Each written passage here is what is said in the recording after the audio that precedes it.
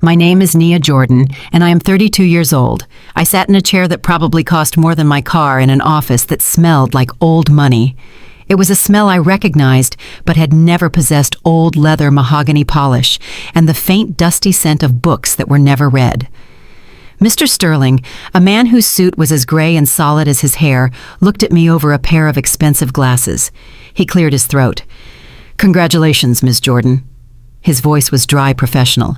"Congratulations. I thought I was just here to sign some final papers for my aunt's estate. I expected a box of photos, maybe her china. Your Aunt Thelma," he continued, "has left you her entire estate. The trust is valued at, let me see." He consulted a thick binder. $29 million. The air left my lungs. The sound in the room, the faint hum of the air conditioner, the ticking of the grandfather clock in the corner, all of it just stopped. "Excuse me," I whispered.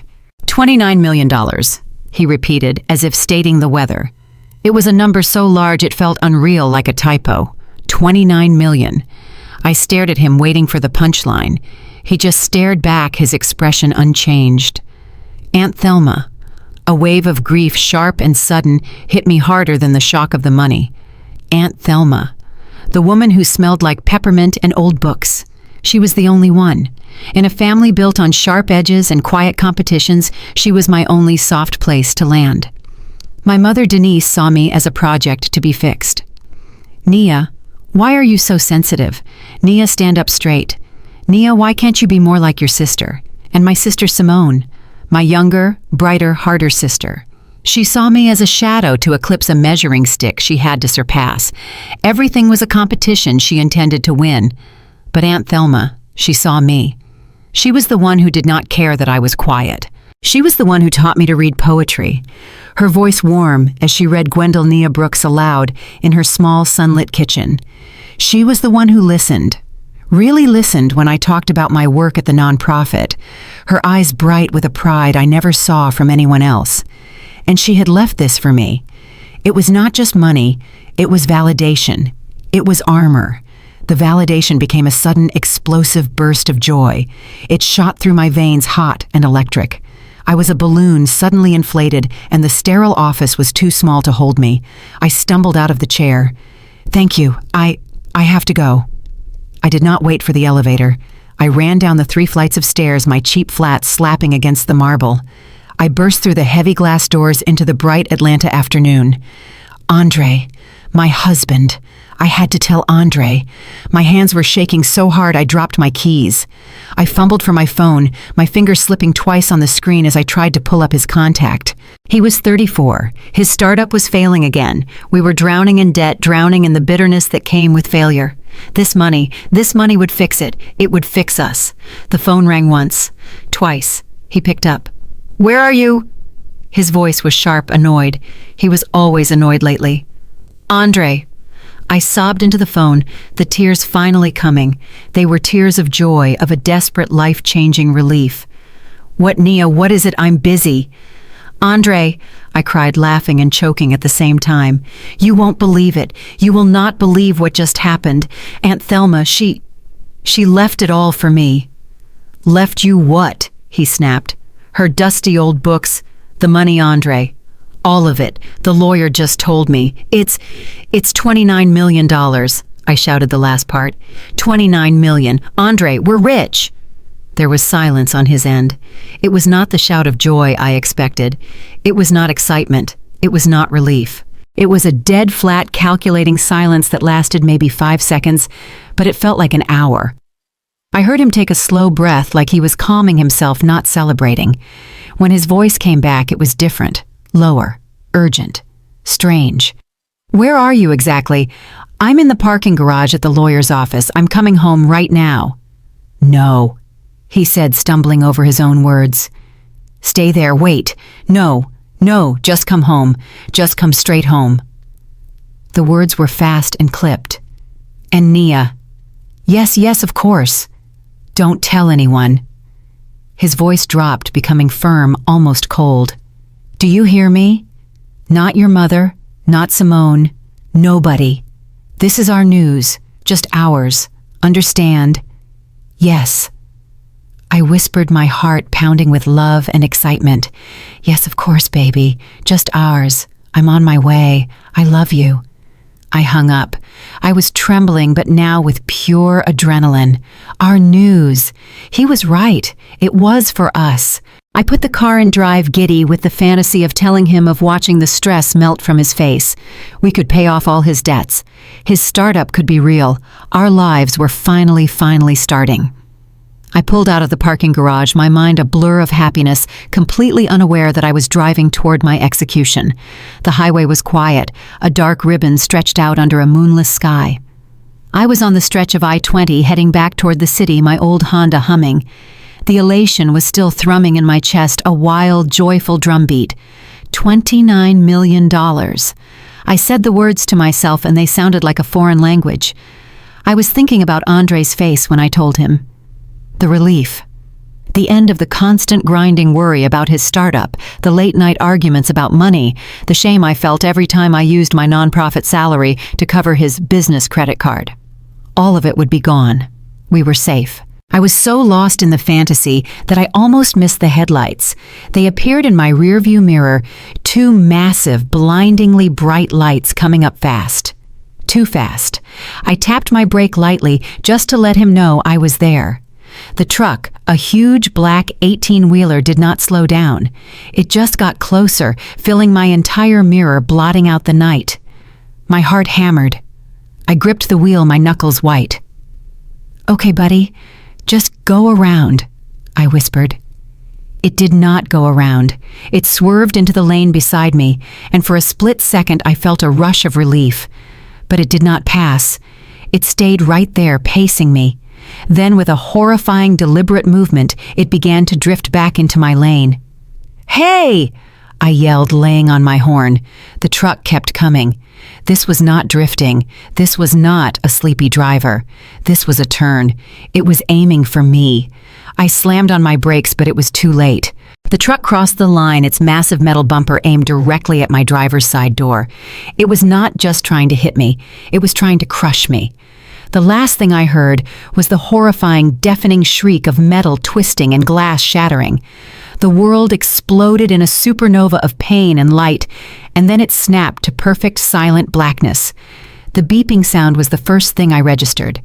A high-pitched, steady beep, beep, beep. It cut through the thick, heavy fog in my head. I tried to open my eyes. The fluorescent lights of the hospital room felt like knives stabbing into my brain. I was at Mercy General Hospital. The room was cold, sterile, and smelled faintly of antiseptic and something metallic like old blood. A sharp, tearing pain shot through my chest as I tried to take a deep breath. It felt like my ribs were grinding together. The door opened and a nurse came in.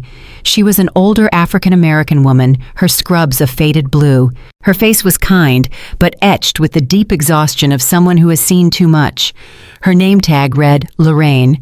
She moved with a practiced, gentle efficiency, checking the IV drip connected to my arm, her eyes glancing at the heart monitor that was making the noise. "Well, good morning, Sleeping Beauty," she said, her voice low and warm. "You gave us quite a fright."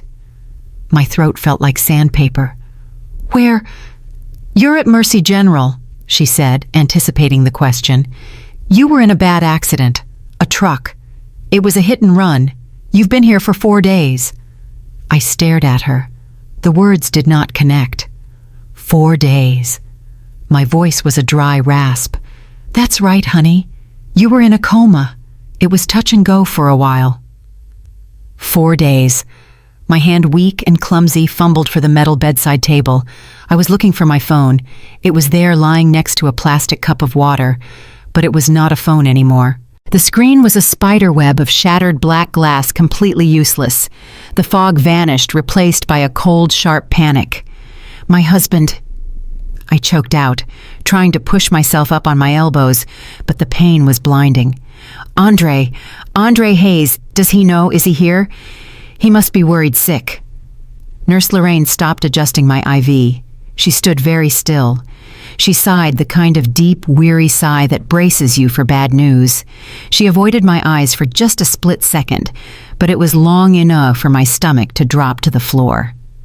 "Honey," she said, her voice impossibly gentle, There has been no man named Andre here to visit you."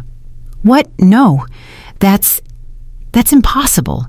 He's my emergency contact." "I know," she said, finally meeting my gaze with that profound, terrible pity I now understood. "We called him multiple times. The day you were admitted, the day after that. No one ever answered. No one has called this desk asking for Nia Jordan. You've been here all alone." "Impossible," I whispered, but the words sounded hollow in the sterile room. "No, that cannot be right." I shook my head, which sent a fresh wave of white-hot pain through my skull. But I ignored it. "His startup," I insisted more to myself than to Nurse Lorraine. "He travels for his startup. He must be out of town. His phone is probably dead. He just did not get the messages. That is all. He did not get the messages." I was making excuses. I knew it. Nurse Lorraine knew it. Her kind, tired eyes held a pity that I was not ready to accept. The alternative, the idea that he knew and simply did not come, was a chasm too dark to look into. Not Andre, not my Andre. A cold fear, sharp and metallic, began to creep up my spine. It was a terrifying little voice that whispered, "He is not coming. He was never going to come." I shoved it down. I had to. As my fumbling, weak fingers reached for the heavy beige receiver of the hospital phone, my mind scrambled desperately, searching for proof against that awful voice. I found one, a memory sharp and bright. Our 3rd anniversary. We were broke, so broke. His first startup had just failed, and we ate cheap pizza on the floor of our tiny first apartment because we could not afford a table. I had been crying, worried about the rent. He had taken my face in his hands, his eyes so sincere, so full of love. He had kissed me, his lips tasting like pepperoni and cheap beer, and he had promised, "It is always going to be us against the world, Nia, just you and me. I will never, ever let you down." That was the man I married. That was the man I was calling. That man would move heaven and earth if he knew I was hurt. He would be here. This was all a terrible, terrible misunderstanding. My hand was shaking so badly I could barely hold the heavy plastic receiver. I punched in his number. My fingers slipped on the keypad, the plastic slick with my cold sweat. I hung up. I tried again. I slipped again. "Damn it!" I hissed, the frustration bringing fresh tears. Finally, I pressed the last digit. It rang once, twice. On the 3rd ring, he picked up. But it was not his voice I heard first. It was the sound of his life. Loud R&B music, a bass line so heavy I could almost feel it thumping through the phone. I heard the distinct clink of glasses toasting, and then a burst of high-pitched, shrieking laughter from a woman in the background. He was at a party. My breath caught in my throat. While I was lying here broken and alone for 4 days, he was at a party. "What?" He barked into the phone. His voice was sharp, impatient, annoyed. He sounded like I was a telemarketer interrupting his dinner. "Andre," I whispered. My voice cracked, and the first sob escaped hot and wet against my bruised skin. "Andre, it's me. Where are you?" I could hear him huff an impatient sound. "Nia, what is it? I'm busy. I'm right in the middle of a meeting with important partners. You know the deal I was telling you about. What do you want?" "A meeting." This was not a meeting. This was a party. I'm in the hospital." I cried, the tears flowing freely, now stinging my face. "I was in an accident. I'm at Mercy General." There was a pause. The music in the background did not stop. The woman did not stop laughing. I waited for the panic in his voice, the, "Oh my God, Nia, are you okay? I'm on my way." It never came. His voice, when it returned, was cold as ice, not worried, not scared, just annoyed. "Hospital. Are you serious?" He spat the words. "What did you do now? Did you wreck the car? God, Nia, always something." "No!" I gasped, the pain in my chest flaring up with the word. "No, Andre, please, you have to come. A truck. It hit me. I have broken ribs. They said I was in a coma for 4 days." The music suddenly got quieter. I heard a door slide shut, the sound muffled. He had stepped away from the noise. My heart gave a pathetic little leap of hope. He was moving. He was listening. He just needed to get away from the party to hear me. But when his voice came back, there was no panic. There was no fear. There was no love. It was a sound I had never heard from him. It was a low, chilling contempt. A voice stripped bare of all pretense, spoken with a clarity that was more brutal than any shout. "Listen, Nia," he said, his voice flat and cold. "I am tired of you. I am so tired of your drama." "What?" I whispered, confused. "Drama, Andre. I was in a coma." "You are always a victim," he hissed, and the venom in the words made me flinch. "Always. You are a burden. I am trying to build something here, something real, and you just keep dragging me down." "What are you talking about?" I pleaded, my mind unable to connect his words to my reality. I have money." "Andre, I have money. I don't have the time," he snapped, cutting me off. The impatience was back, but now it was layered with something dark. Disgust. "And I don't have the money to run around after a loser. Do you understand me?" He paused, letting the silence stretch, forcing me to absorb the blow. "A loser. You are on your own. Take care of yourself." Then the click. He was gone. The dial tone buzzed in my ear, loud and mocking in the quiet hospital room. It buzzed on and on. I slowly, mechanically placed the heavy receiver back onto its cradle. My hand, which had been shaking so badly I could barely dial, was perfectly steady now. The tears stopped. It was not a decision. It was as if a faucet had been violently shut off. The throbbing, tearing pain in my ribs, the ache in my skull, the stiff soreness in my neck, all of it just faded. It went quiet. It was replaced by a profound, sharp, and terrifyingly clear emptiness. It was a cold, so deep it burned. It was a void, an emotional and sensory vacuum. It was like a powerful anesthetic had just been injected straight into my heart, numbing not just the grief, but the physical pain as well. The shock was so total, so absolute, it had erased my injuries. I stared at the blank beige wall opposite my bed. It was the color of nothing, the color of my life. Loser. The word echoed in the silence. It did not fade, it just repeated. Loser. Loser. He had not just abandoned me, he had despised me. The man I had loved for 10 years, the man I had supported, the man I was racing home to save, had just called me a loser while I was lying in a hospital bed with broken ribs. And he had done it from a party. The betrayal was so pure it felt physical.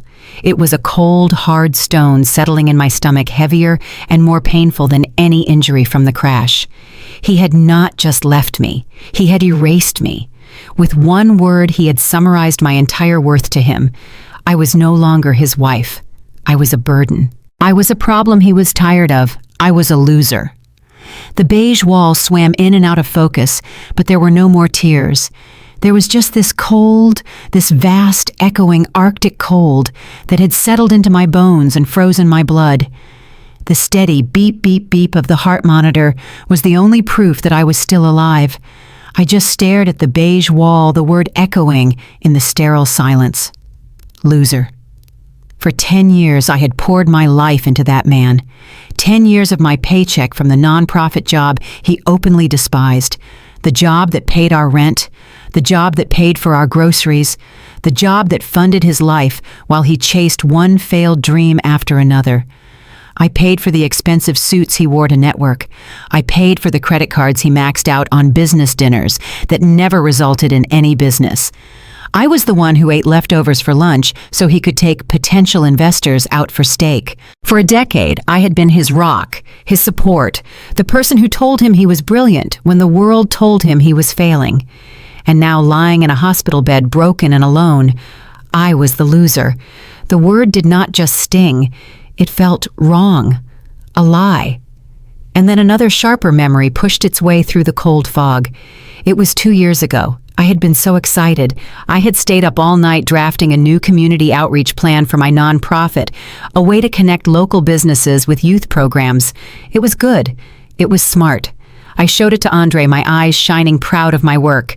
He had glanced at the proposal for maybe 10 seconds. He had tossed it back on the coffee table. "It is small, Nia," he had scoffed, not even looking up from his phone. "It is a nice little hobby, but who cares? It is not scalable. It is not real." My small idea. 6 months later, I had coffee with a mutual friend who worked in tech. "It was so weird," she had said, stirring her latte. "I saw Andre pitching to my VC last week. He was presenting some new scalable tech platform for community engagement. It sounded exactly like that brilliant idea you told me about months ago." She had paused. "He bombed, by the way. They said he did not understand the fundamentals." He had not just dismissed my idea. He had stolen it. He had taken my passion, dressed it up in cheap tech jargon, and tried to pass it off as his own. He was not just a failed entrepreneur. He was a thief. He had always been a thief. The door creaked open, pulling me from the acidic memory. Nurse Lorraine was back carrying a small paper cup with pills. She must have seen the look on my face. The tears were gone. The shock had frozen them. I just felt cold. She put the tray down on the rolling table, her movement slow, deliberate. "He said that to you, did not he, honey?" Her voice was soft, but there was a hard edge to it, an anger that was not directed at me. "Called you a loser." I just nodded, my eyes fixed on that beige wall. The word was still ringing in my ears. Lorraine sighed that same tired, all-knowing sigh. "A loser." "That is funny." She busied herself with my IV drip, her back to me. "He has been living like a king. That American Express gold card of yours must have a pretty high limit." My head snapped toward her. The sudden movement sent a spike of white-hot pain through my ribs, but my mind was suddenly faster than the pain. What are you talking about?" "The credit card alerts," she said, her voice dropping lower, moving closer to the bed. "The hospital billing department gets a notification when the patient's card on file is being used heavily in case of fraud. Someone," she checked a small note in her pocket, "spent $5,000 at the Gucci store at Lenox Square yesterday afternoon, and another $2,000 at Del Frisco's steakhouse the night before that." I was completely frozen.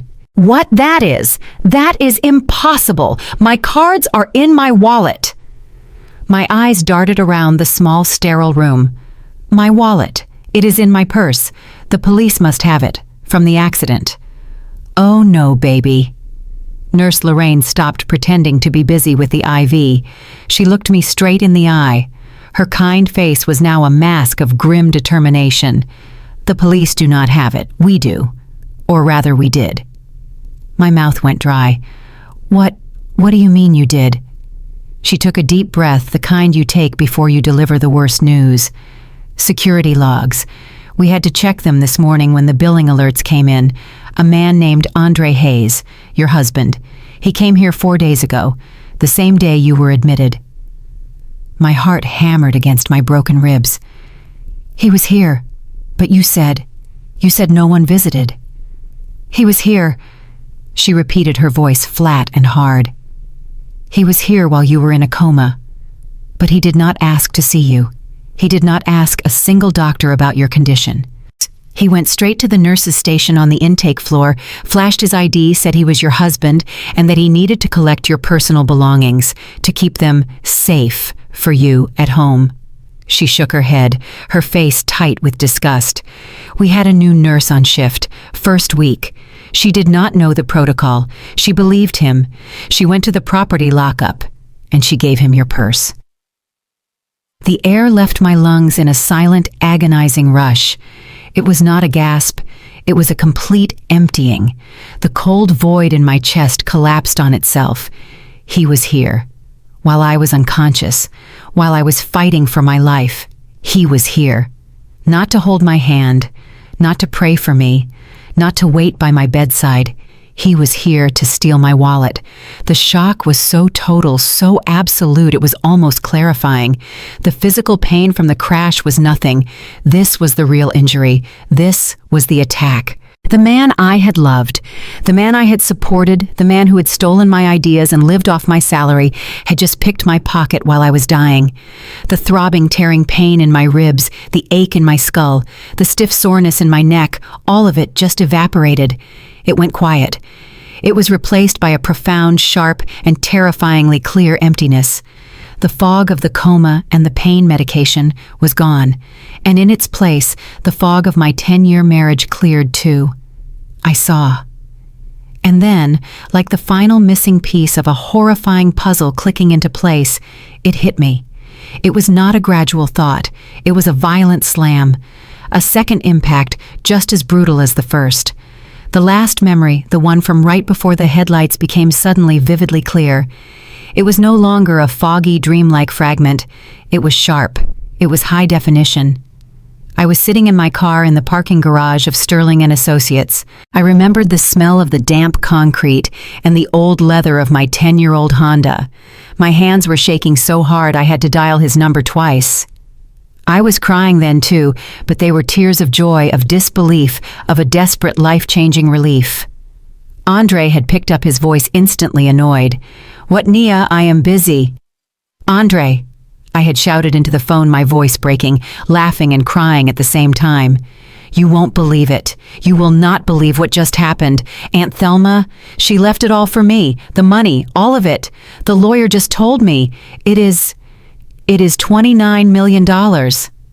I had shouted the number. $29 million. Andre, we're rich. And then the silence. The silence I had in my giddy, naive joy, mistaken for shock. I heard it now in the sterile hospital room echoing in my head. It was not shock. It was not disbelief. It was calculation. It was a dead, flat, calculating silence. It was the sound of a predator's brain working the gears, grinding as it processed new information. It was the sound of possibilities being weighed. It was not the joy of a husband who was safe. It was the assessment of an opportunist who had just seen the score of a lifetime. A pause of 5 seconds that had sealed my fate. Then his voice came back, and I heard it now. I really heard it. The strange, urgent stutter.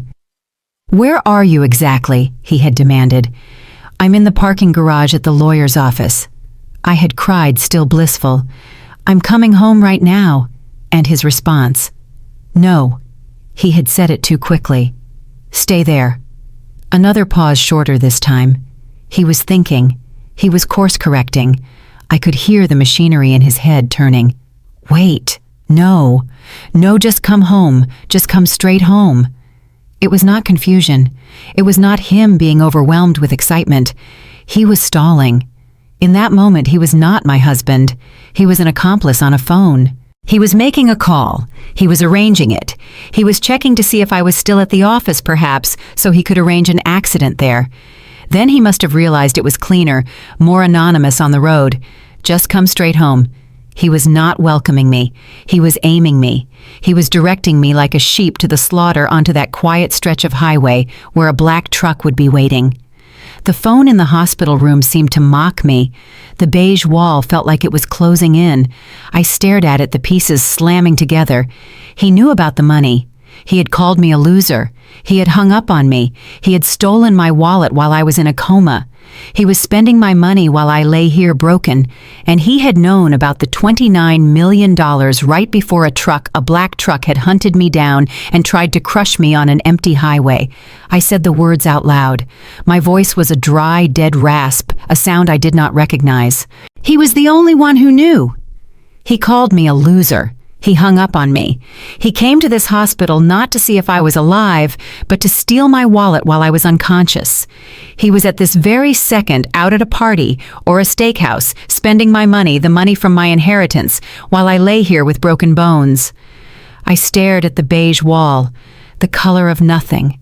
The steady, rhythmic beep of the heart monitor was the only sound in the room, a cold metronome ticking away the seconds of my new, horrifying life. The pieces were no longer floating. They were a solid, brutal structure, a verdict. My voice was a dry, dead rasp, a sound I did not recognize. I spoke the words to the empty, sterile room. This was not an accident.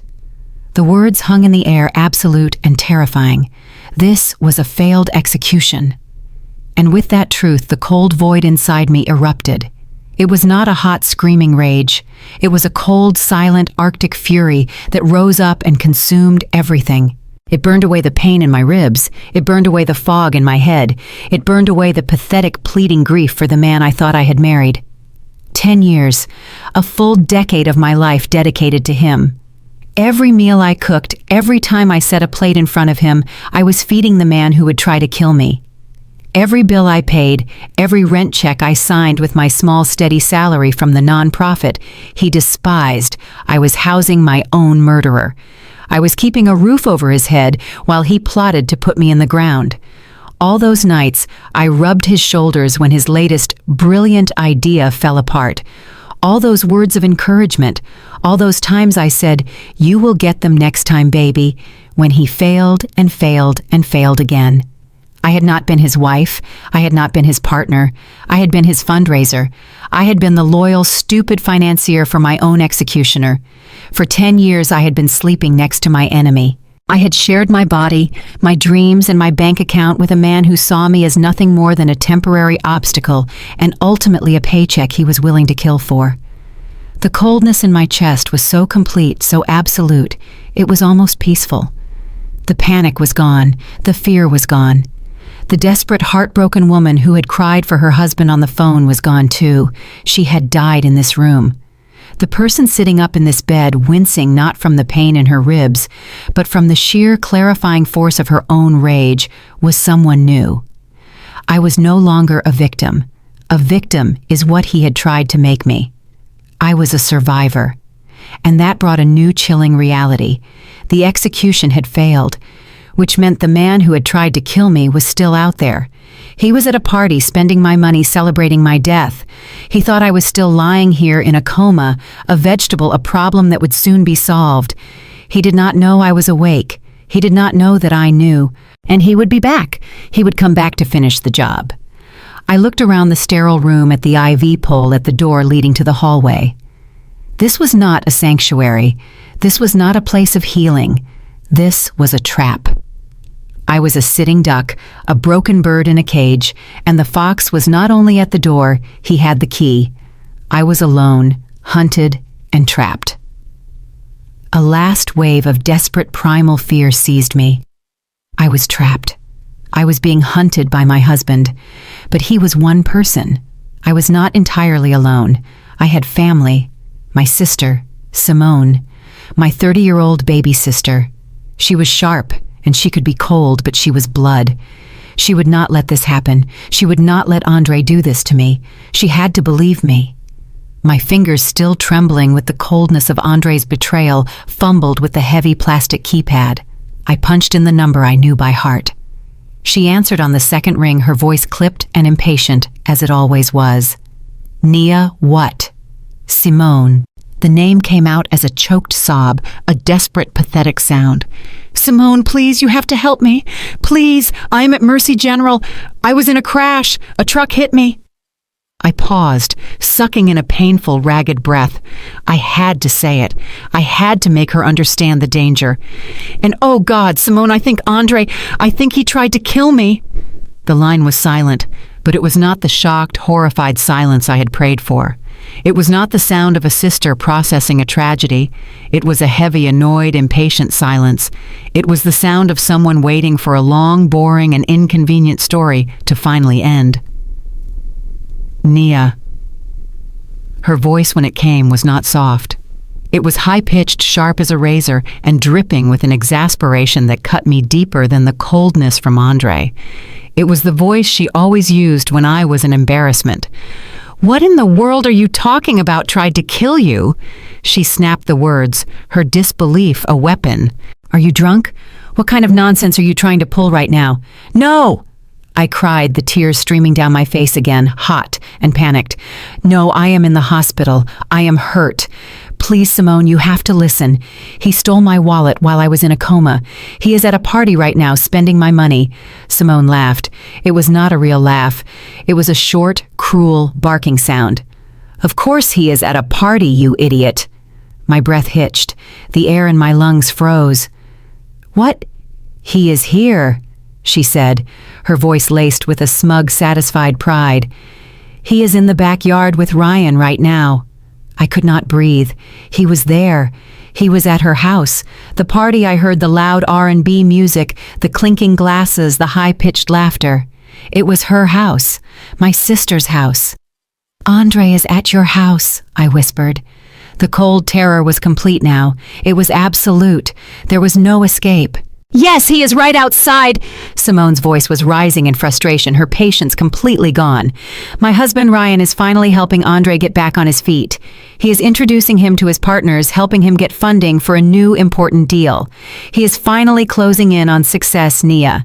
He is finally about to be someone. And you," she gnarled the word, "have the nerve to call here crying and accusing him of trying to kill you. You are unbelievable." Her voice was reaching a crescendo of pure, familiar disdain. "You are just like you have always been, jealous and dramatic." Jealous.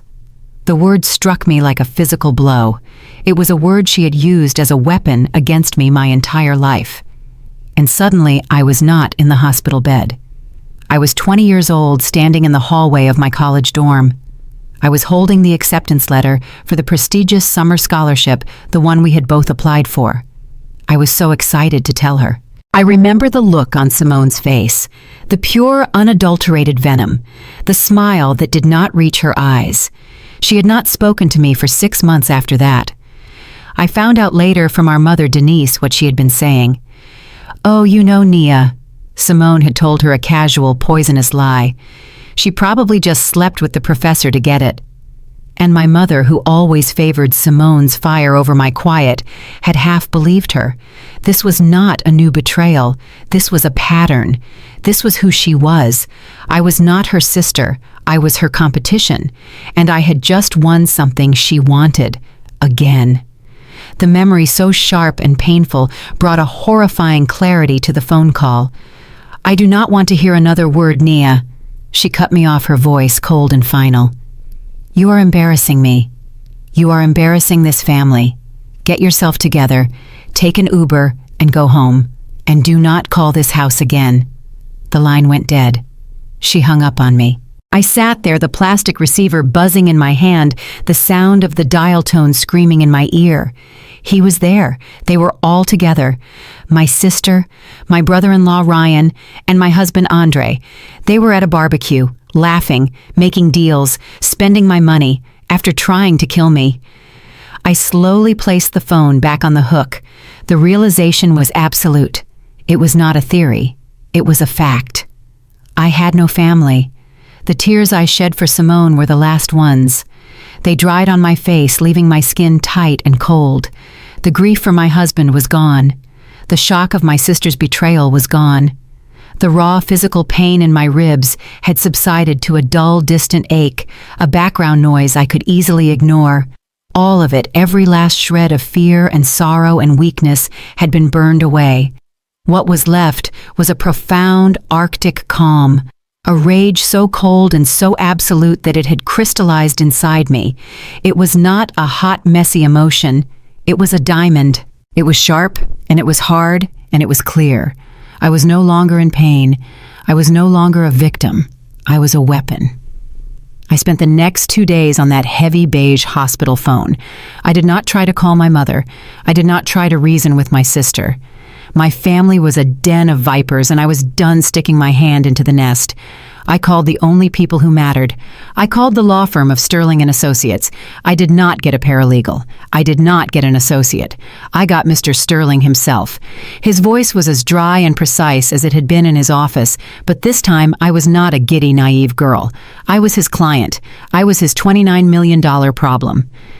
"Mr. Sterling," I said, my voice low and steady. It did not tremble.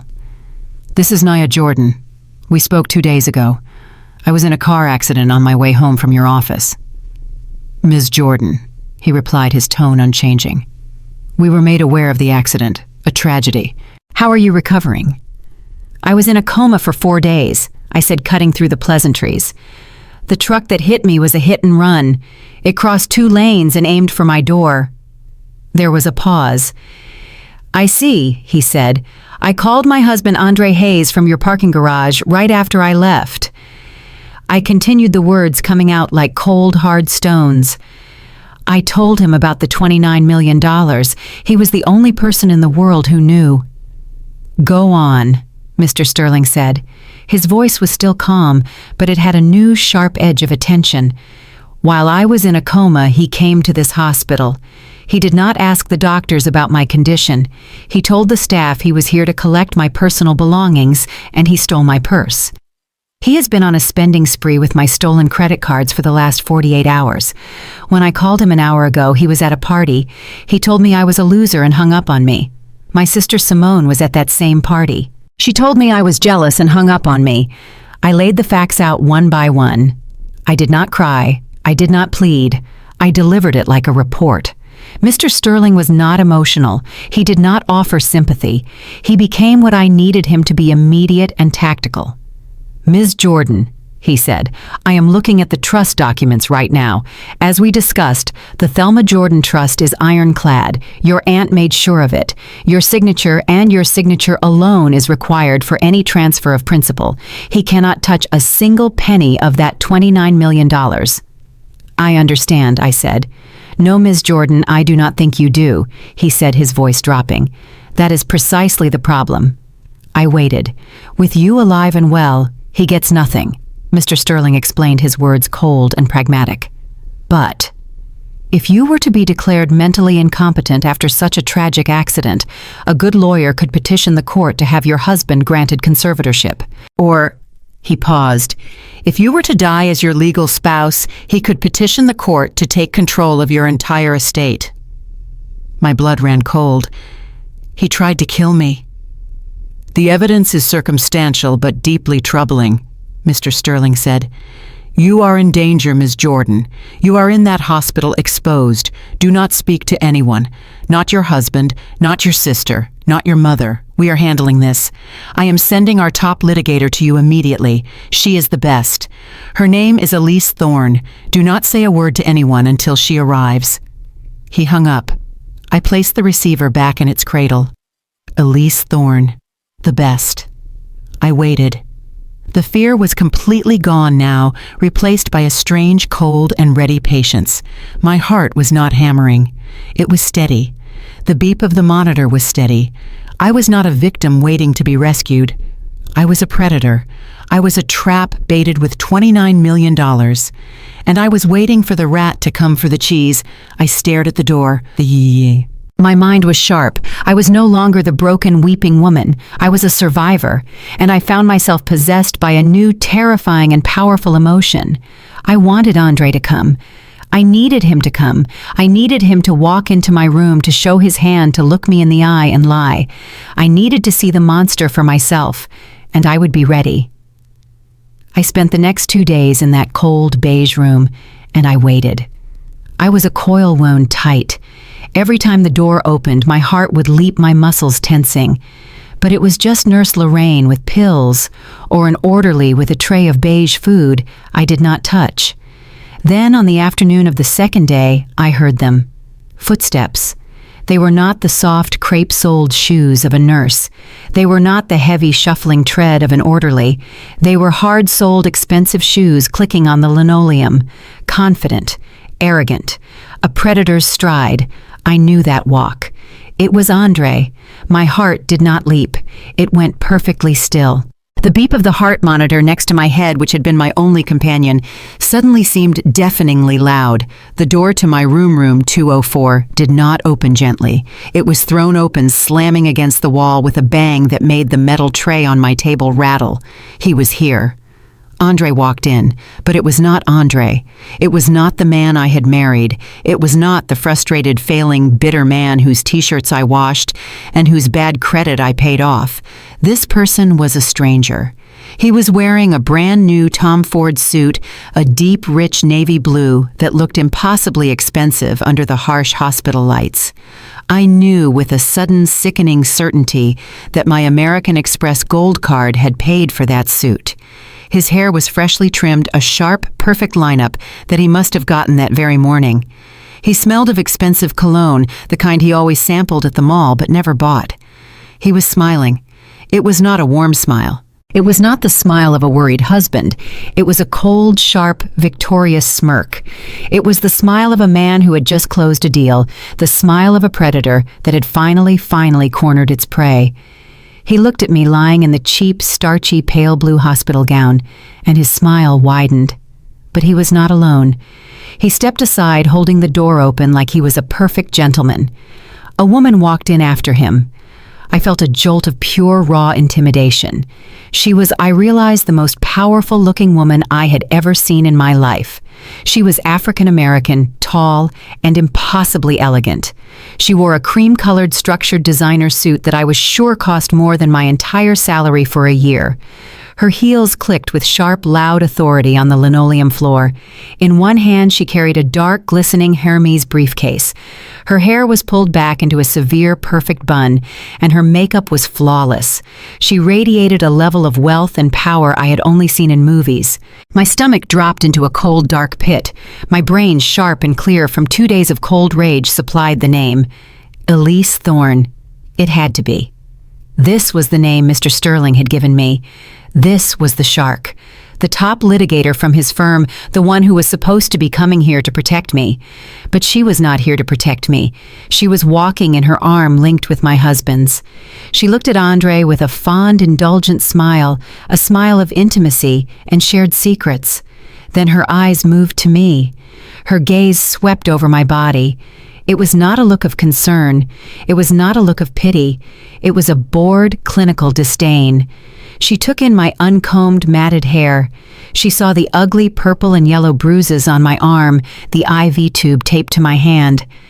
Her expression, which had been so warm for Andre, instantly froze. She looked at me like I was an insect.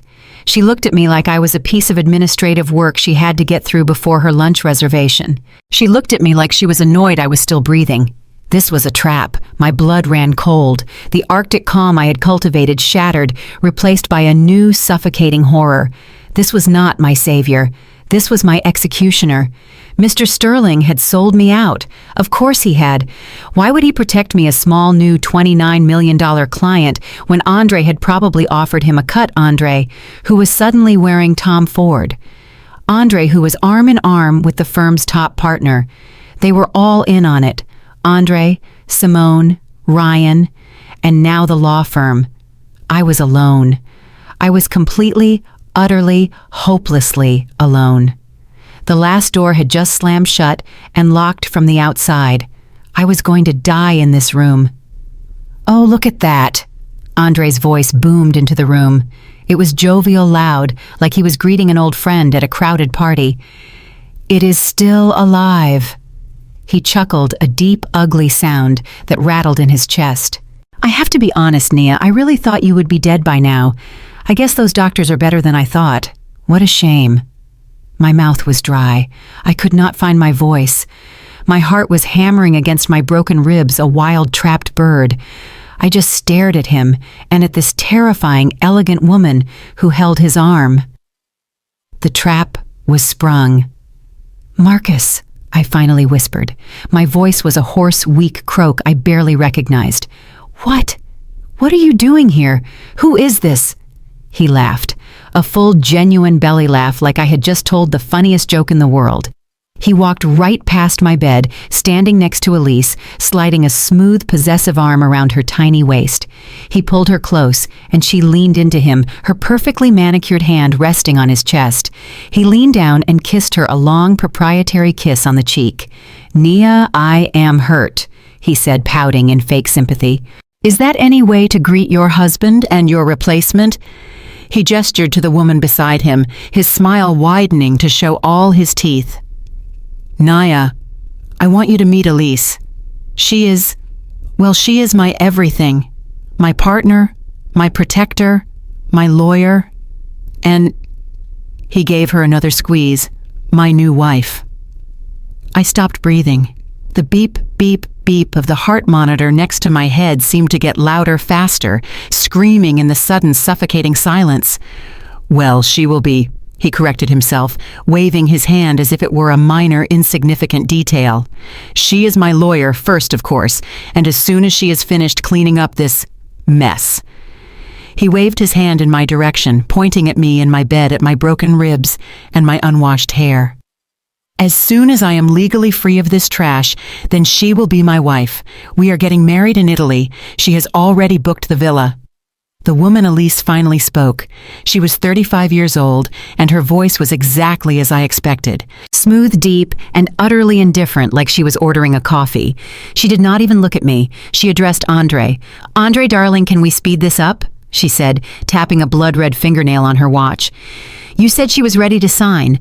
I have a 3 o'clock appointment at Bacchanalia, and I do not want to be late." "Of course, baby. Anything for you." Andre beamed at her, his eyes full of a sickening adoration. Then he turned back to me. His entire face changed. The happy, triumphant mask fell away. His eyes went flat, dead and cold. He reached into the inner pocket of his brand new suit jacket, the one I paid for, and pulled out a thick stack of folded legal papers. He walked to the side of my bed. He stood over me holding the papers. "You have been a real problem, Nia. A real disappointment," he hissed, his voice low and venomous. And then he threw the papers. He did not hand them to me. He threw them hard. They landed on my thin hospital blanket, the sharp edge of the legal-sized paper striking my bruised chest, sending a jolt of pain that made me gasp. "Sign them," he ordered. I looked down. The top page read in bold black letters, "Petition for dissolution of marriage." "Divorce papers," I stammered.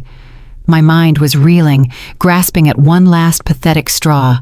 The name, the lawyer, Mr. Sterling. "I do not understand," I whispered, my eyes darting to Elise. She was busy checking her reflection in the dark hospital window. "Mr. Sterling, from the law firm. He said you were coming to help me. Elise Thorne." Elise actually laughed. It was not a nice sound. It was a short, sharp, mocking bark. "Help you?" she said, finally turning her bored gaze on me. "Honey, look at you. You cannot even help yourself.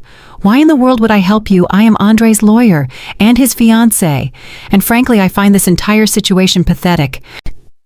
"She is the best lawyer in all of Atlanta, Nia," Andre gloated, leaning in close. I could smell his expensive new cologne.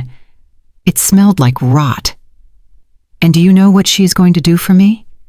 She's going to prove to the court what I have been saying for years, that you are unstable, that you are crazy." He tapped his finger against his temple. "And now, after this terrible accident," he made little air quotes with his fingers, "well, you are clearly mentally incompetent. You are traumatized. You cannot possibly be trusted to manage a large sum of money, can you?" My blood ran cold. The plan. This was the plan Mr. Sterling had warned me about. But he was part of it, and it is not just me who thinks so. Andre continued, his smile turning vicious. "Elise has already filed the petition. She has medical opinions, and she has testimony. Guess from who?" He did not wait for an answer. "Your sister, of course." Simone was more than happy to sign an affidavit saying, "You have been unstable and jealous for years. Your mother, too. Denise is very, very concerned about your mental state. They both agree that I should be the one to manage your windfall." The floor fell away. My mother, my sister, my husband, my lawyer, everyone. Andre leaned in closer, his voice dropping to a whisper so Elise could not hear his hot, foul breath on my face. "You really thought you could keep $29 million from me, you stupid, stupid woman. You thought you could just cut me out." The words were heavy and metallic on my tongue, but I forced them out. You tried to kill me." His smile vanished. His eyes were pure ice. "Prove it," he whispered back. "It was a tragic accident. You are confused. You are hallucinating. That is what the judge is going to hear." He stood back up, straightening his suit jacket. "So here is the deal. You sign the papers. You sign over power of attorney to me. You agree that you are unwell and that I will manage your finances. In exchange, I will take care of you. I will make sure you get a nice room in a state-run facility, a quiet one where you cannot hurt yourself." He tossed a pen onto my blanket. or you do not sign. And Elise here will paint you as so violently insane that the court will strip you of everything anyway. And then, well, who knows what happens to crazy people who have no one? They just disappear. Elise sighed a long, impatient sound that was pure theater. She tapped her immaculate blood-red fingernail on the face of her gold watch. "Andre, darling," she said, her voice bored. She was still looking at her own reflection in the dark window. "I do not have all day. I have a 3 o'clock. Let us get this done." She snatched the thick stack of divorce papers from his hand. She pulled a slim gold pen from her briefcase and clicked it. "Let me just mark the signature lines," she muttered mostly to herself. "You would be amazed how stupid people can be. They always sign in the wrong place." She flipped to the last page, her sharp eyes scanning the document. Petition for dissolution. Emergency petition for conservatorship. Medical power of attorney. Perfect. She poised the pen over the signature line, then looked up, her face pinched with annoyance. "Where is her name chart? I need to verify the spelling for the notary. I am not having this rejected for a typo." Andre, ever the helpful fool, puffed out his chest, trying to look like a partner in this grim transaction. He pointed a thick finger at the plastic bracelet on my wrist. "It is right there on her arm, baby," he said, his voice slick. "See, they put it on her when she came in." Elise let out another impatient huff. She leaned in. It was the first time she had actually looked at me, not just through me. Her expensive perfume, something musky and heavy, washed over me. I flinched. Her eyes, sharp and analytical, narrowed, focusing on the small white band on my wrist. I could see her lips move silently, reading the name printed in black block letters. Nia Jordan. I saw her blink. Just a quick, sharp, involuntary blink. Her head snapped up. Her gaze darted from my wrist to the white chart hanging at the foot of my bed. Her eyes scanned it, moving past the medical jargon, past the intake date, locking onto the name at the top. Nia Jordan. And just below it, the Social Security number. Elise did not move. She just stopped. She froze. Her entire body went rigid, her hand still holding the gold pen, hovering over the divorce papers. Her face, which had been so full of arrogant, bored confidence, just collapsed. The color drained from her cheeks, leaving her flawless makeup looking like a waxy mask on a corpse. Her eyes, wide and unblinking, were locked on the chart. Her perfectly painted lips parted, but no sound came out. She looked like she had been electrocuted. Andre, who had been admiring his new suit in the dark, blank hospital window, finally noticed the sudden electric silence. The only sound in the room was the beep, beep, beep of my heart monitor, which was suddenly picking up speed. "Elise?" he said, his voice still cheerful. "Baby, what is wrong? You find a mistake in the papers." She did not answer. "Elise." He sounded annoyed now. The charm was fading. He stepped closer and touched her arm. "Hey, what is it?" Elise made a small sound in her throat, a tiny, strangled, gagging gasp. She took one slow, stiff step backward, away from the bed, away from me, then another. Her hand, the one holding her expensive gold pen, started to shake. The pen clattered to the floor. The other hand, the one holding her Hermes briefcase, went limp. Her fingers uncurled. The briefcase full of legal documents, a laptop, and a small fortune in leather slipped from her grasp. It hit the linoleum floor with a heavy, sickening thud. The contents spilled out, paper scattered. A gold compact went skittering under the bed. She did not even notice. She just stared at me, her face a mask of pure, unadulterated, career-ending horror. She raised one trembling, manicured finger, the one with the blood-red nail. She pointed it directly at my face. "Oh my God!" It was not a small sound. It was a raw, primal, terrified scream that echoed out of the room and down the hospital corridor. It was the sound of a person who had just seen a ghost, or worse, the sound of a person who had just realized they had made a mistake that was going to cost them everything. Andre jumped back, genuinely startled. What is it, Jesus? Elise, you scared me. Is she contagious? What is wrong with her?" Elise whipped her head around to face him. Her eyes were blazing wild with a panic I had never seen in anyone. "You!" she shrieked, her voice cracking, unrecognizable. You son of a, you lying, stupid son of a. She turned back to me, her whole body shaking. She looked frantic, desperate, as if I was the one with all the power. She stammered, pointing at the chart, then at my face. You are Nia Jordan. She was hyperventilating, the words tearing out of her. The Thelma Trust, the $29 million file. She took a ragged breath, her eyes wide with the catastrophic realization. She pointed at me, but she was screaming at him. You are my client. The silence in the room was absolute. It was deafening. The only sound was the beep, beep, beep of my heart monitor, which was suddenly racing a frantic drumbeat in the awful quiet. Andre just stared at her, his mouth open, his face a mask of total idiotic confusion. Client, he said, forcing a nervous, uncomprehending laugh. Baby, what are you talking about? She is a broke nobody. She works for a nonprofit. She has got nothing. I am your client. Silence. Then, the panicked, terrified woman who had dropped her briefcase was gone. She was replaced in an instant by something far more terrifying. The top litigator Mr. Sterling had promised was suddenly here. Her eyes, which had been wide with personal horror, narrowed into slits of cold professional fury. She had been played. She had been made a fool of. And now she was in full-on lawyer mode, and her rage was a thing to behold. I am Elise Thorne, she said, her voice no longer a scream. It was a low, precise, and shaking growl of controlled rage. I am a senior partner at Sterling & Associates. My firm, she repeated the words, jabbing her finger toward him, the firm you hired me from is the legal executor of the Thelma Jordan Trust. She pointed that same trembling finger, but it was no longer shaking with fear. It was shaking with rage. It was aimed straight at Andre's heart. We are the ones who manage the $29 million that belonged to her aunt. Andre was a statue. His smug, arrogant smile was frozen on his face, a grotesque mask that was slowly melting into pure, uncomprehending panic. His face went from tan to gray to a sickly, pale white. Wait, he stammered, holding his hands up. Wait, hold on. Elise, baby, you are confused. You are my lawyer. I am your fiancé. I paid you. I paid you that huge retainer this morning. You paid me with what? Elise shrieked, the sound echoing off the hard tile floor. You paid me with what, Andre? She took a step toward him, and he instinctively took a step back.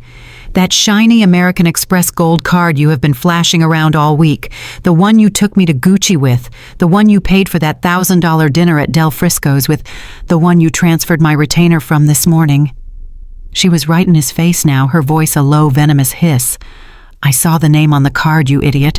I thought Nia Jordan was just your old joint account name. It is her card. It is her account. You paid me to steal from my client using my client's own stolen money. Do you have any idea what you have done? And that is when I found my voice. The pain in my ribs was a burning fire, but it did not matter. The betrayal from my family, the shock, it all melted away, replaced by a sudden diamond-hard core of pure cold rage. This was the moment. I grabbed the cold metal railing of the hospital bed. With a gasp of pain that I refused to let become a sound of weakness, I pulled myself into a sitting position. They both turned to look at me. Andre looked like a cornered rabid animal. Elise looked at me, her face still furious, but now, waiting. My voice when I spoke was not the weak, reedy whisper of a victim. It was low, it was clear, and it was filled with ice. He did not just pay you with my card, Counselor Thorne. Elise's eyes locked on mine. He tried to kill me. The silence in the room was absolute. What? Elise whispered. Her professional fury gave way to a new dawning personal horror. I think you need to hear the whole story, I said, my voice gaining strength with every word.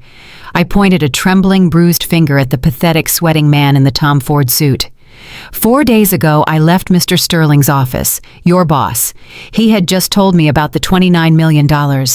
I called him. I said, my gaze locking on Andre. I was in my car in the parking garage. I was crying.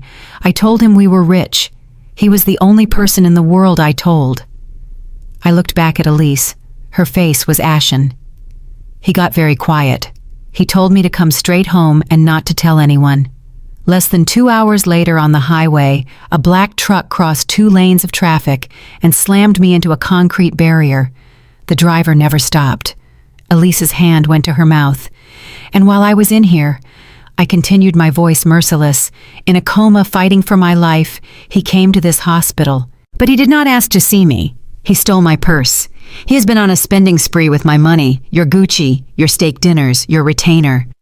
And then, I said, delivering the final blow, as the final part of his plan, he hired you, his new wife, the best lawyer in Atlanta. He hired my own lawyer to have me declared mentally incompetent so he could finish the job he started on the highway. Elise took a step back. It was a lurch, as if she had been physically shoved. I could see her mind working, the gears grinding. This was not just malpractice. This was disbarment. This was criminal conspiracy. This was accessory to fraud, and maybe even accessory to attempted murder. Her entire flawless career, her hard-won partnership, her life was turning to smoke. She was ruined. Unless. Andre saw it too. He saw the shift. He saw his weapon, his lawyer, his fiancée, realize she had been conned. He saw the end of his entire plan. He was trapped. He had no charm left, no logical way out. His entire future was sitting in that bed, a living, breathing, talking witness to his crimes. He had one last primal move. Silence the witness. "You shut up!" he bellowed, his face turning a deep, blotchy red. His eyes bulged with raw, desperate violence. He did not lunge at Elise. He lunged at me. His hands were outclawed, aimed for my throat. He crossed the 2 feet between us in an instant. I did not even have time to scream. But Elise did. "Security!" She shrieked, her voice a piercing alarm. The door to my room did not just open, it exploded inward, slamming against the wall so hard the frame shook. It was not Nurse Lorraine. It was 2 men. They were not hospital orderlies. They were massive. They were professionals. They wore black polo shirts tight across impossibly broad shoulders. They were the men Mr. Sterling had promised. The men who had been stationed outside my door for 2 days, just waiting for this exact moment. Andre, in his mid-lunge, his fingers inches from my face, did not stand a chance. The first guard moved with a speed that was terrifying. He did not try to grab Andre. He tackled him. He hit him low, a solid blur of muscle driving his shoulder into Andre's stomach. The force lifted my husband off his feet, driving him sideways, away from my bed, away from me. Andre let out a grunt of pure, surprised air. He hit the linoleum floor with a heavy, wet thud. The second guard was on him instantly, his knee pinning Andre's shoulders to the floor, his hands expertly twisting Andre's arm behind his back in a move that I was sure broke something. The entire thing, from his lunge to his capture, had taken less than 3 seconds. Andre was pinned, his face pressed against the dirty hospital floor, his expensive new suit already ripping at the shoulder. He was trapped. Andre was pinned. His face, his expensive, newly confident face, was pressed hard against the cheap beige linoleum floor. The man who had walked in like a king, all arrogance, and Tom Ford was now just a pathetic, writhing animal grunting and cursing into the dust. "Let me go!" he screamed, his voice muffled by the floor. He tried to buck, to twist, but the guard's knee was planted firmly in the center of his back, holding him immobile. "Get off of me, you cannot do this. She is lying. She is crazy. I am her husband." I looked at him. I truly looked at him for the first time, not as the man I loved or the man I feared, but as a thing, a trapped, desperate, and frankly stupid thing. The coldness in my chest was so complete, it was almost peaceful. "Not anymore," I said. My voice was quiet, but it cut through his screaming like a razor. Everyone in the room stopped and looked at me. Andre went still. Elise, who had been panting, her chest heaving, froze. I turned my head to Nurse Lorraine, who was standing in the doorway, her hand over her mouth, her eyes wide with a mixture of horror and something that looked like righteous satisfaction. "Nurse Jackie," I said, my voice as calm and steady as the heart monitor I was attached to. "Could you please call the Atlanta Police Department now?" Jackie nodded, her eyes never leaving the scene. "What? What do I tell them, honey?" "Tell them," I said, my gaze dropping back to the man on the floor, "that I need to report an attempted murder and a grand larceny." Just as she turned, two uniformed Atlanta police officers appeared in the doorway behind her. She must have called them when she heard Elise's first scream. The security guards immediately stepped back, handing Andre over to the police, who hauled him up from the floor and began cuffing his hands behind his back with metal handcuffs. The metallic, definitive click of the cuffs locking into place was the loudest sound in the room. Andre had been limp defeated, but the cold, hard touch of the steel, the finality of it, seemed to jolt him back to life. A last, desperate, narcissistic surge of rage flooded his system. He knew he was finished, but he was not going to go down alone. He was going to set one last fire. His face, which had been pale and defeated, turned a deep, blotchy red. His eyes, wild and hateful, swiveled past the cops, past the guards, past Elise, and locked onto me. "You won't win!" he screamed, his voice cracking with pure, undiluted hatred. He lunged forward again, even with his hands cuffed, forcing the officers to wrestle him back. "You won't win, you bitch!" He was practically spitting, his face contorted. "You think you're so smart, huh? You think you figured it all out? You think I did this alone?" Elise and I both froze. Every person in the room went still. I looked at Elise. Her eyes, sharp and analytical, met mine. Alone. "What?" I whispered. "What did you say?" Andre heard me, and he laughed. It was not the confident, charming laugh I used to know. It was a high-pitched, hysterical, broken sound. It was the laugh of a man who had nothing left to lose and wanted to pull the entire world down with him. "You're so stupid, Naya," he cackled, even as the officers began to drag him toward the door. "You think this stops me? You think this is over? I am just the beginning." He twisted his head, fighting against the officer's grip, his eyes still locked on me, blazing with a final victorious malice. "Ryan, your precious, powerful brother-in-law, Ryan, he knows everything." My blood ran cold.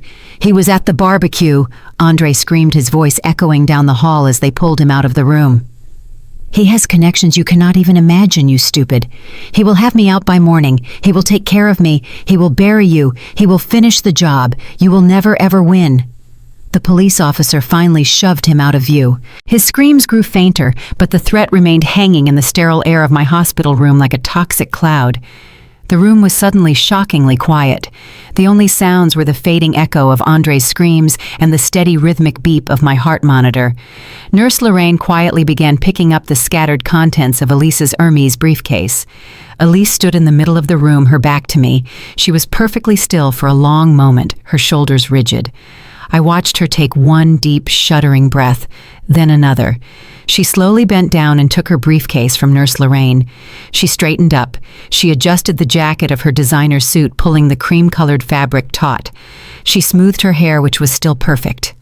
When she finally turned around, the terrified, hysterical woman who had screamed, "Oh my God," was gone. The furious, betrayed fiancé who had shrieked at Andre was also gone. The person facing me now was the shark Mr. Sterling had promised. Her eyes were cold, clear, and absolutely lethal. There was no fear. There was no panic. There was only the dead, flat focus of a predator that had just identified its real target. She was not just angry. She was insulted, and she was in damage control mode. She walked to the foot of my bed, her heels clicking with sharp, renewed authority. "Miss Jordan," she said. Her voice was no longer a scream. It was a low, precise, and dangerous instrument. "That man, he deceived both of us." She looked at the empty doorway where he had been. "He played me for a fool. He used my reputation, my firm, and my affection to commit fraud. He nearly destroyed my career. He nearly cost my firm its biggest client." She paused, and her eyes, if possible, got even harder. "For that, I owe you an apology, and I owe him a lesson, a very public, very painful lesson." I looked at this powerful, dangerous woman. She was not my friend. She was not here out of kindness. She was here to protect her own interests, her firm, and her reputation. But right now, our interests were perfectly, lethally aligned. He had tried to destroy both of us. I took a breath, feeling the dull ache in my ribs, but my voice was just as cold and clear as hers. "I need a lawyer, Ms. Thorne." Elise looked at me, a flicker of something, maybe respect in her eyes. I continued, I do not need his new wife. I do not need his angry, jilted fiancé. I need the best litigator in Atlanta. I need the shark Mr. Sterling promised. I held her gaze. Because he was right about one thing. Elise did not even have to ask. She knew. Ryan Brooks, she said, the name sounding like a curse on her tongue. My sister Simone and her husband Ryan. I confirmed the words, tasting like poison. Andre is just a loud-mouthed, greedy fool. He is a pawn. Ryan is the one with the money and the power. He is the one who was at the barbecue with Andre. He is the one who really tried to kill me. Elise's lips pulled back in a smile. It was not a smile at all. It was a baring of teeth. Then we have a lot of work to do, she said. He may have connections, but I have a $29 million motive to protect my client. He has no idea what is coming for him. She pulled out her phone, her thumb already moving across the screen. Let's start with your brother-in-law, Ryan Brooks. A week passed. I was no longer in the cold, sterile room at Mercy General with its smell of antiseptic and fear. Elise had moved me swiftly and silently under a fake name to the presidential suite at the Four Seasons in downtown Atlanta. It was a beautiful, gilded cage. The room was vast, larger than my entire apartment, with plush, cream-colored carpets that swallowed all sound. The windows were floor to ceiling, showing a breathtaking panoramic view of the city I no longer felt safe in. Two discreet but very large security guards, arranged and paid for by the law firm, were stationed in the hallway 24 hours a day. My body was healing. The dark, ugly bruises on my ribs had faded to a sickly yellow, and the pain was now a dull, constant ache instead of a sharp, stabbing fire. I could breathe without wincing. I could walk from the bedroom to the sitting area without leaning on the furniture. But the real battle I was learning was just beginning. The cold rage had settled in, no longer a burning explosion, but a cold, heavy weight in my chest. It was a fuel. Elise sat across from me on a sofa that probably cost $10,000. Her laptop was open, and she was all business. The woman who had been Andre's lover, his new wife, was gone, erased as if she had never existed. She had been replaced by the shark, the litigator, the woman whose entire reputation was on the line. All right, Nia, she said, her voice crisp. Andre is at the Fulton County Jail. Bail was denied. He is talking, but he is just a pawn, and he is a stupid one. Next to her, on a matching armchair, sat a man named Mike. He was the opposite of Elise in every way. He looked rumpled in a linen shirt that was hopelessly creased, and he had the tired, patient eyes of a man who had seen everything. He was the private investigator and ex-cop that Elise had hired with my money. He looked out of place in the opulent suite, but his presence was 1,000 times more comforting than the expensive furniture. He leaned forward and opened his own file, which was stuffed with papers. His voice was a low, steady gravel. We started with the truck just like you asked. My breath hitched. It was a needle in a haystack, he said, pulling out a grainy photograph. The driver was good, used a cloned plate, so it was a dead end. But, he continued, a small, grim smile touching his lips, he was sloppy. He got on the highway 3 exits before you. We found a discrepancy on a toll camera 3 exits before the crash site. The cloned plate had a different registration sticker than it did 30 minutes later. We got the real plate. He slid the grainy black and white photograph across the glass coffee table. It was the truck captured at a toll plaza. The plate is registered to a shell company, he said, his voice flat. An LLC based in Delaware. It is called Brooks Holdings. I laughed. The sound was harsh, dry, and ugly in the opulent silence of the hotel suite. It startled Elise, who looked up from her phone. Brooks Holdings, I repeated. The name felt like bile in my throat. You know that name? Elise asked, her voice sharp. Oh, I know that name, I said, turning to look out the floor-to-ceiling window at the sparkling, indifferent city lights. I have heard that name every Thanksgiving and Christmas for the last 5 years.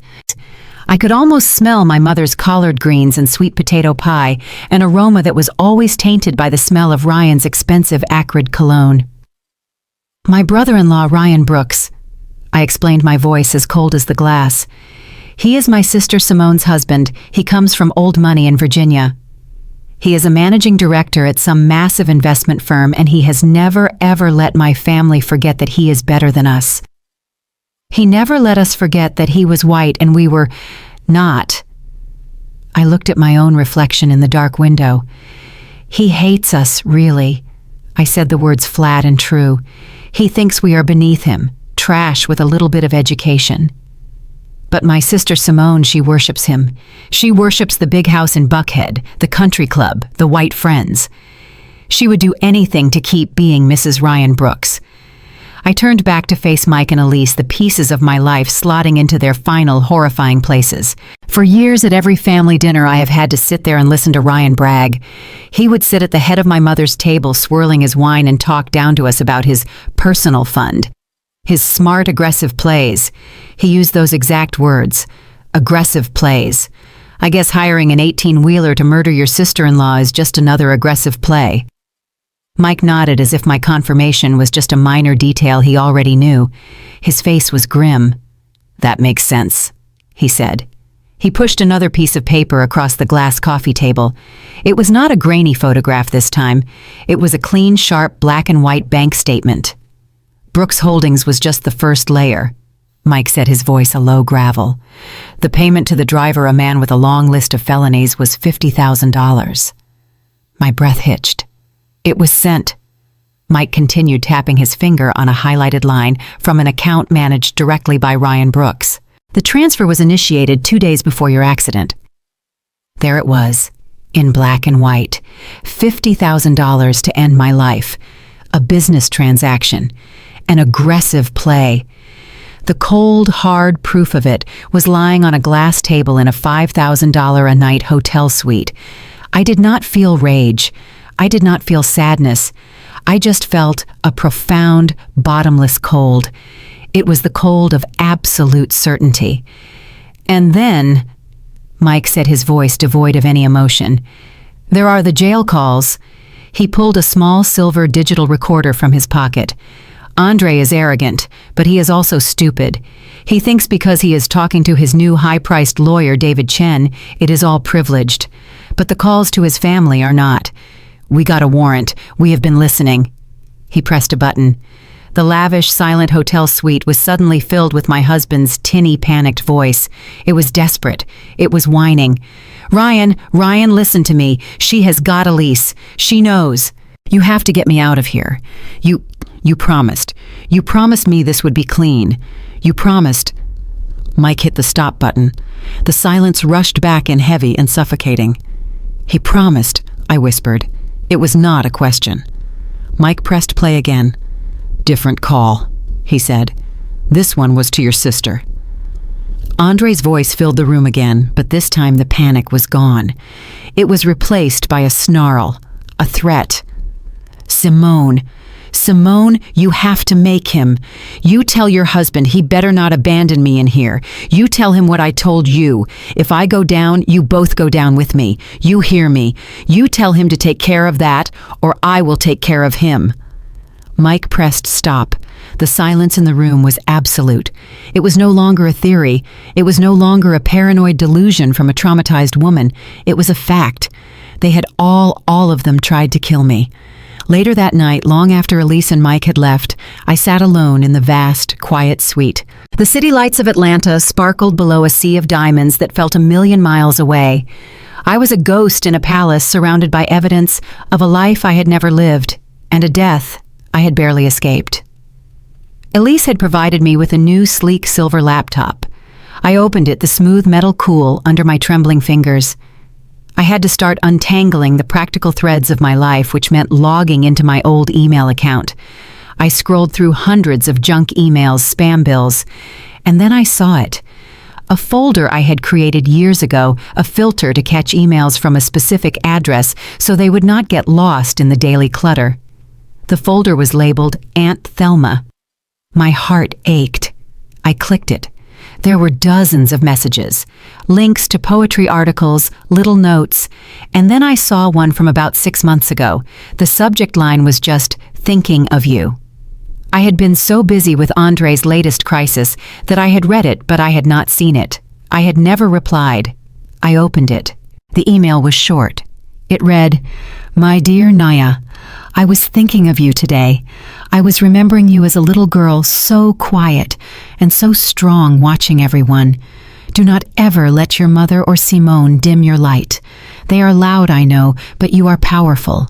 Your quiet is not weakness, it is a deep well. You are stronger than all of them.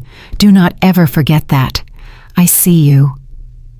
The tears that had frozen in the hospital, the tears of shock and betrayal, finally came. They were not the hot, stinging tears of a victim. They were a quiet, steady stream of overwhelming validation. She knew. All those years, all those family dinners where I was the disappointment, the sensitive one, the failure. Aunt Thelma had known. She had seen the poison in my mother's favoritism. She had seen the corrosive, pathological jealousy in Simone. She had seen me. I placed my hand on the screen as if I could touch her. She had not just left me $29 million. That was not a gift. It was a weapon. It was armor. She had seen the vipers I was living with, and she had given me a sword sharp enough and a shield strong enough to fight them. She had given me the power to get free. The next morning, Elise arrived at the suite. She was not the triumphant, furious lawyer from the hospital. Her face was stiff, her movements controlled. She wore a severe charcoal gray dress, and she did not bother with pleasantries. "Andre was Plan A," she said, setting her briefcase on the glass coffee table with a quiet, definitive thud. I looked up from the cup of coffee I had been staring at for an hour. "Plan A. The truck," she said flatly. It was messy, brutish, and frankly, it was all Andre. But Plan B is much smarter. It is more insidious, and it is all Ryan. She clicked the latches on her briefcase and pulled out a thick, official-looking document. She did not hand it to me. She slid it across the table. It was stamped by the Fulton County Family Court. "As of this morning," Elise said, her voice devoid of all emotion, "Ryan and Simone Brooks have filed an emergency petition for conservatorship over you." The words hung in the air of the silent, expensive room. "Conservatorship," I repeated. The word tasted foreign and dirty, like what they do to old people or celebrities who shave their heads. "Exactly." Elise set her eyes hard as granite. "They are claiming that you are mentally unstable and psychologically traumatized as a result of your, quote, tragic accident." She was reading from the document now, her voice a merciless monotone. "They claim you are paranoid delusional and completely incapable of managing your own affairs. Specifically," she looked up at me, "incapable of managing a $29 million estate." I laughed. The sound was a harsh, dry bark that startled even me. "That is insane. No one will believe that. I am sitting right here." "They will," Elise said quietly. Her voice was grave. "They will because they have a key witness. Someone who is willing to swear under oath that you have always been this way. Someone the court will see as a loving, concerned, and completely credible source." A cold dread, worse than the fear in the hospital, worse than the realization about Andre, began to creep up my spine. This was a different kind of cold. This was the cold of the grave. "Who?" Elise held my gaze. She did not flinch. "Your mother, Denise Jordan." It felt like the floor of the penthouse had just fallen away. "No," I whispered. It was an involuntary sound. "No, she wouldn't." Elise turned a page and slid it over. It was an affidavit, a sworn statement, and at the bottom, in the familiar looping cursive I had seen on 1,000 birthday cards and passive-aggressive holiday notes, was the signature, Denise Jordan. Elise began to read from her own copy. "She attests that you, Naya Jordan, have, quote, always been the unstable one, that you have suffered from delusions of grandeur and persecution since childhood, that you harbored an intense pathological jealousy toward your sister Simone's success." Elise paused, and her eyes hard as stone met mine. "And that in her, quote, loving maternal opinion, you are a danger to yourself, and this sudden unearned wealth will only fuel your tragic mental decline." I did not move. I did not cry. I did not scream. The dull ache in my ribs was a distant echo, a memory of a pain that did not matter. There was just a profound, absolute, and terrifying silence. The final piece of the puzzle, the one I had refused to see, slammed into place. My husband who tried to kill me, my sister who helped him, my brother-in-law who paid for it, and my mother, the architect of my character assassination, the star witness, the one who would lock the door to the asylum, all of them. The last shred of Nia Jordan, the woman who hoped, the woman who loved, the woman who made excuses, simply evaporated. There was nothing left inside me but a cold, hard, empty space that was waiting to be filled. I stood up. The city lights of Atlanta sparkled below a sea of diamonds that suddenly seemed very, very clear. "When is the hearing?" I asked. My voice was calm. It did not even sound like mine. Elise looked up from her file, surprised by my tone. "It is an emergency petition. They are fast-tracking it. It is scheduled for next week, Monday morning." "Monday," I repeated. I walked to the window, looking down at the city. "No." "Nia, what are you talking about? We have to prepare. We have to file a counter-affidavit. We have to—" "We are not waiting until Monday," I said. I turned to face her, the cold, hard diamond of my rage now perfectly formed. "They are at my mother's house right now." Elise frowned. "How do you know it is Sunday?" I said, as if explaining something obvious. "It is Sunday dinner. They are having their little celebration dinner. They are sitting around her table right now, toasting to their victory, toasting to the day they finally get me locked away and cash in." I looked at Elise, my eyes holding hers. "They want a show in court," I said. "They want to put my mental state on display." I walked toward the door. "Elise, call the police. Call the detectives you have been working with. Tell them you have evidence of an active conspiracy to commit murder. Tell them your client is accompanying you to confront the suspects." Elise's eyes widened. She stared at me for a beat, processing the audacity, the speed. And then a slow, dangerous smile spread across her face. "The shark." She understood. "They want a show," I said, my voice quiet but full of a new, terrible power. "We will give them one. We are going to dinner." My mother's house in the suburbs was a place I had always associated with the smell of roasting chicken collard greens and the sound of my own failures being discussed over sweet potato pie. It was the traditional Sunday dinner, a sacred ritual in our family. It was the one place we all gathered to perform the exhausting play of being perfect. And as we pulled up in a silent, unmarked car, I knew they would be there. I could feel it. The house was blazing with light, every window, a warm, welcoming yellow square against the dark. I sat in the back seat, flanked by the two plainclothes detectives. They were large, quiet men who smelled faintly of coffee and stale cigarettes. Elise sat in the front passenger seat, a dark, sharp silhouette. She was all sharp angles and quiet fury, her briefcase sitting on her lap like a weapon. We walked up the familiar concrete path. The porch light was on, illuminating the welcome mat I had given my mother 2 Christmases ago. It read "Blessed," and the front door was unlocked, as it always was on Sundays. I was the one who pushed it open. I did it slowly, silently. The hinges did not make a sound. From the foyer I could hear them. They were in the dining room, just as I knew they would be, and the sounds were not of grief. They were not the hushed, concerned tones of a family reeling from a tragedy.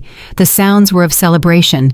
I could hear the distinct, sharp clink of silverware on my mother's good china, the set she only used for Thanksgiving and Christmas. I heard the festive liquid sound of wine being poured. And then I heard the pop of a cork, followed by light tinkling laughter. My sister Simone. We stopped hidden by the deep shadow of the hallway. The detectives stood behind me, their presence a heavy, solid weight.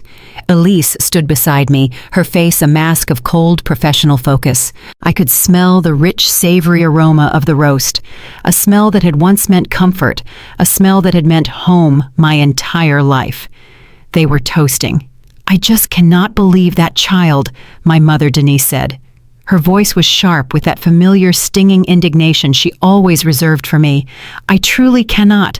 All these years acting like a little martyr at her nonprofit, acting holier than thou while she had that money, just hiding it from her own family." I heard her take an angry sip of wine. It is deceitful. That is what it is.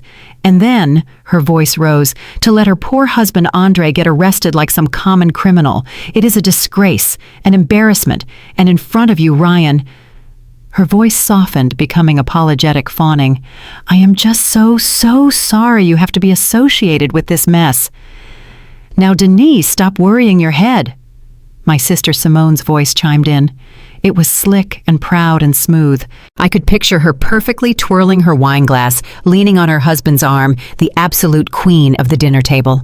Ryan has it all under control. I told you he would. I heard her take a delicate sip. Ryan's lawyer is the best in Atlanta. He's going to go to court on Monday morning, and he is going to prove what we have always known, that Naya is just not stable. She is paranoid. That accident, her voice was laced with a fake, theatrical pity. You know it just pushed her right over the edge. She is hysterical. So we, she said, and I knew that we meant her and Ryan, will take control of the assets. It is the only responsible thing to do. It is for the good of the family. She paused. We will make sure she is taken care of in a good facility, of course. A quiet one. And then his voice, the one I despised more than any other, that smooth, condescending old money drawl. The voice that he, as a white man, used to assert his effortless superiority in our home, in our black family. Exactly, Tamara, Ryan said. Your mother is right to be upset, but you are right to be practical. I heard the distinct, expensive clink of him setting his crystal wineglass down on the table. The woman is incompetent. She cannot even manage her own marriage, let alone a multi-million-dollar fortune. She never could. We will manage the money for her, he continued, his voice full of smug generosity. Think of it as a finder's fee, a reward really for all the years we have had to put up with her. Laughter. My mother and my sister. They laughed. A light, airy, relieved sound. They laughed at the joke. That was the moment. The last piece of my old life turned to dust. The rich smell of the roast chicken suddenly hit me, and it was not the smell of family. It was the smell of rot. It was the smell of decay. I was not standing in the hallway of my childhood home. I was standing in a mausoleum. They were laughing on the grave they had dug for me. They were sitting around a table using my mother's good china to eat a celebratory feast, toasting to my institutionalization and their newfound wealth. For years, I had sat at that very table feeling small, feeling wrong, feeling like the sensitive one, the disappointment. I had absorbed their little cuts, their backhanded compliments, their open disdain, and I had called it family. They were not my family. They were vultures. They were picking the bones of a life they thought was over. The corpse was about to stand up. I took a single deep breath. The ache in my ribs was a dull fire, but my voice was pure ice. I stepped out of the shadow and into the warm light of the dining room. Incompetent Ryan. The laughter stopped. It did not fade. It shattered. It was as if I had thrown a switch, plunging the entire house into a dead electric, paralyzing silence. I heard a fork clatter against a plate, the sound echoing like a gunshot in the suddenly quiet room. I watched their heads jerk toward the door as one, their faces. I will see their faces in my dreams for the rest of my life. My mother, Denise, her mouth open, a piece of roast chicken half chewed, her hand frozen over her plate, her eyes wide and blank. My sister Simone, her wineglass stopped halfway to her painted lips. Her face, usually so composed and smug, was a mask of pure animal shock. The color drained from her cheeks, leaving her foundation looking like a waxy mask. And Ryan, his smug, satisfied country club smile dissolved. It did not just fade, it fell off his face. His skin, usually so pink and self-assured, went to a pale, sickly, chalky white. They looked like they had seen a ghost. But I was not a ghost. I was not the weak, broken Nia they remembered. I was not the scapegoat in oversized sweaters they could mock and dismiss at this very table. I had spent 2 hours at the hotel, getting ready. I was wearing a blood-red, razor-sharp pantsuit. a power suit. My hair, which they were used to seeing in a simple, messy puff, was pulled back into a severe, powerful, tightly coiled bun. The style was deliberate. It was designed to show the one thing I wanted them to see: the faint, silvery, crescent-shaped scar on my temple, the receipt from the accident, the gift he had paid for. I was not the victim. I was the reckoning. And I had not come alone. Elise stepped up beside me, a dark, elegant shadow in a charcoal gray suit. Her heels clicked once-twice on the hardwood floor. She was not carrying her briefcase like an accessory. She was holding it like a bomb. Behind us, filling the doorway, were the two detectives. They were large and passive, and their plain-clothes suits did nothing to hide the weight of the badges and equipment clipped to their belts. They did not look at the food. They did not look at the fine china. They did not look at my mother or my sister. They looked right at Ryan. Ryan was the first to find his voice. He shot up from his chair, his napkin falling to the floor. He tried to puff out his chest, his default setting of blustering white male authority. His face was blotchy and red. "You are trespassing," he barked, pointing a shaking finger at me. "I am ordering you to leave this property right now before I call the police." "Oh, there is no need to call them," Elise said, stepping forward. Her voice was cold and clear, cutting through his bluster. She unclasped her briefcase with a loud, sharp click. "They are already here." On cue, the two detectives stepped out from the hallway, moving past us to stand in the center of the room. Their presence sucked all the air out. Ryan's face, which had been red, turned that chalky, sickly white again.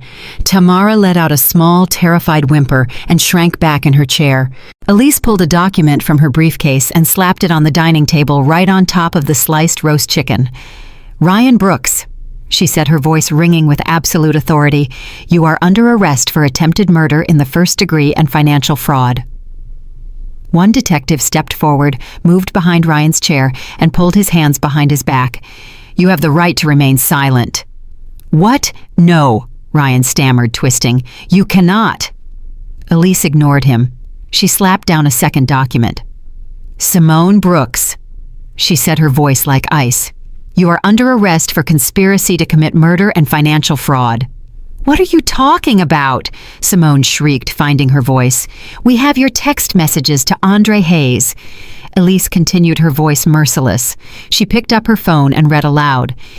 "My favorite is the one where you said, quote, 'Hurry up and get it done. Mom has already agreed to testify that Nia is unstable,' end quote." "No," Ryan suddenly roared. His bravado was gone, replaced by pure, sniveling panic. He tried to twist away from the detective. "It was her. It was all her." He craned his neck, pointing wildly at his wife. "She told me to. She pushed me. She said Nia deserved it. She said she was unstable." "You coward!" Simone screamed. All her poise, her buckhead polish, all of it was gone, replaced by the feral rage of a cornered rat. "You told me it was a sure thing. You ruined me." She lunged across the table at him, her manicured nails aimed for his face. The second detective grabbed her, yanking her up from her chair by the arm. "No, get off of me!" she shrieked. The detectives cuffed them both and began pulling them from the room. Their Sunday dinner was over. Ryan was blubbering, still blaming Simone. Simone was spitting her face a contorted mask of pure venom, screaming at me. "You did this. You destroyed everything, you ungrateful—" The door slammed shut, cutting off her voice. I watched them go. Then I turned to the only person left at the table, my mother. She was just sitting there, stunned, her face slack, her eyes empty. The half-eaten food was still on her fork, her hand frozen in place. I walked slowly, my heels clicking on the hardwood floor, right up to her chair until I was standing over her. She did not flinch. She just stared. "You always said I was the failure, Mama." I said, my voice quiet. It was not a yell. It was a statement of fact. "You always said I was the disappointment." She just stared at me, her eyes unblinking. "Your golden boy Andre tried to kill me. Your golden girl Simone helped him, and you—" I pointed to the affidavit still on the table next to the chicken. "You were the star witness." I looked down at her plate, at the expensive china at the ruined feast. "Enjoy your dinner." And then I turned, and I walked away. 6 months later, I sat in the front row of a courtroom. It smelled like stale coffee, old wood, and the faint, dusty scent of industrial cleaner. I was no longer the woman in the hospital bed or the ghost in the red pantsuit. I was just a witness. Andre was first. He shuffled in wearing an ill-fitting orange jumpsuit. The expensive Tom Ford suit was gone. The arrogant swagger was gone. He looked small, pale, and pathetic. The evidence Elise and the detectives had compiled was an avalanche. It was overwhelming. The wire fraud, the server logs from Sterling and Associates, the bank statements from my stolen card detailing every Gucci bag and steak dinner, and his own idiotic panicked and recorded calls from jail. The judge was not kind. He called him a parasite and a stain on his own community. He was found guilty of attempted murder in the first-degree conspiracy to commit fraud and grand larceny. 25 years. The judge set his voice a gavel. In a state penitentiary, with no possibility of parole. I watched him. I felt nothing. No victory, no sadness, just a profound cold quiet.